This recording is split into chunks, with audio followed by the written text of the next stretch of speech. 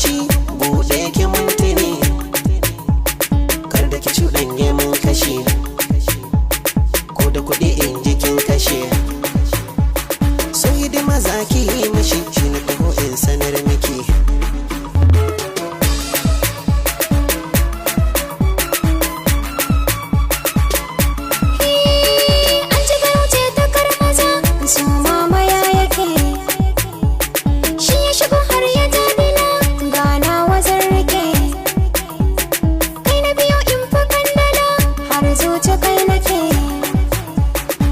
Saka inga ka sake, kar wata ya ta yi farmaki, ka ji kalami da